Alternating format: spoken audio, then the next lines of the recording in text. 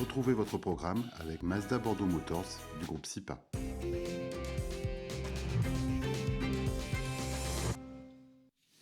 Et tout de suite, le sport, c'est avec Bastien Loquet. Bonjour Bastien. Bonjour. Alors Bastien, ce matin, on va parler basket avec les filles de Basketland qui se sont imposées hier soir. Oui, vous le savez, les filles de Basketland sont depuis dimanche en Hongrie pour une phase de l'Euroleague. Elles devaient jouer contre Galatasaray, finalement, qui n'est pas venu pour cause de Covid. Et leur premier rendez-vous, le premier match historique de Basketland en Euroleague, c'était hier soir face à Bourges. Eh bien, les filles sont allées au bout du suspense, puisque les deux équipes donc s'affrontaient sur le parquet de Sopron en Hongrie, un match indécis, et puisqu'il a fallu aller jusqu'à la prolongation. Eh bien, au final, vous l'avez dit, Amandine, c'est Basketland qui s'est imposé, score serré 69-66, mais la semaine continue, puisque Basketland joue cette fois contre le club hôte de cette compétition, c'est Sopron, et c'est ce soir.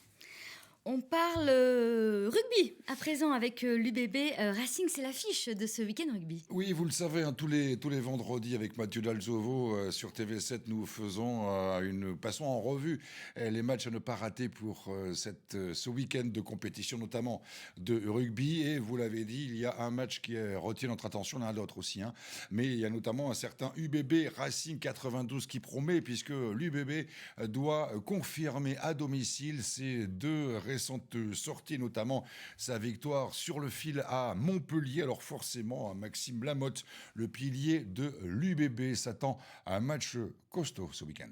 C'est une grosse écurie du top 14 qui est très en forme, qui aime jouer au rugby et qui est très performante. Donc il faudra qu'on soit concentré de la première à la 80e minute. Et pour ça, il faut faire une grosse semaine d'entraînement.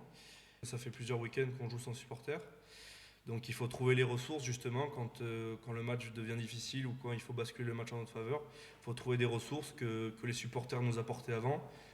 Il faut trouver d'autres ressources justement pour gagner ce match. Voilà, et peut-être que du côté de l'Union, on pourra compter sur cet homme-là. Vous allez voir l'essai qu'il a marqué, notamment face à Montpellier. Il s'appelle Ben Lam.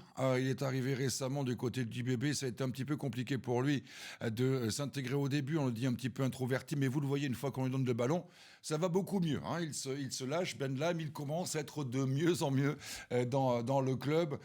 Écoutez ce qu'il nous a dit en conférence de presse, c'était mardi. Je suis en train de me faire à la ville. Je suis venu tout seul ici. Donc il m'a fallu un peu de temps pour m'installer. Mais maintenant, je me sens bien. C'est une chouette petite ville. Je commence à m'habituer aussi au jeu de l'équipe. C'est un peu différent de chez moi. Je suis là pour jouer des matchs, apporter mon style à l'équipe. Et je crois que ça commence à porter ses fruits. Ouais, c'est un joueur qu'on appelle un X-Factor, c'est-à-dire parfois ils sont capables à eux seuls de trouver la solution lorsque les matchs sont un peu compliqués. Donc je vous le disais à l'affiche ce soir, nous reviendrons donc sur cet UBB Racing. Attention, regardez le programme: Agen, Brive, Bayonne, Toulouse, Lyon, La Rochelle et Pau, Castres Olympique. Ça promet en Pro D2. Rapidement, sachez que Biarritz a perdu à Nevers hier soir. Un peu de temps encore ou ça y est, on a fini ? Non, encore une petite info. Il y avait hier une réunion importante entre la fédération et le club de rugby de National. Eh bien, ça y est, la décision a été prise de reprendre le championnat après, bien évidemment, l'épisode de Covid et de mesures sanitaires. Championnat forcément tronqué, mais l'essentiel, c'est qu'ils reprennent. Benoît Auguste, le président de l'US Dax, attend cela même avec beaucoup d'impatience, mais ça n'est pas pour tout de suite. La reprise du championnat aura lieu le 10 janvier. Alors, il y avait beaucoup de problématiques, donc il y aura, quoi qu'il arrive, un maintien des phases finales.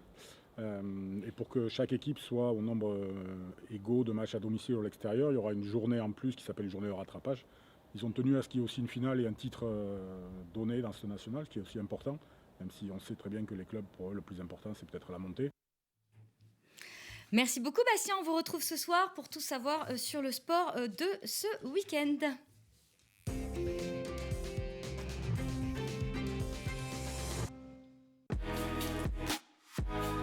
Votre programme vous a été présenté par Mazda Bordeaux Motors du groupe SIPA.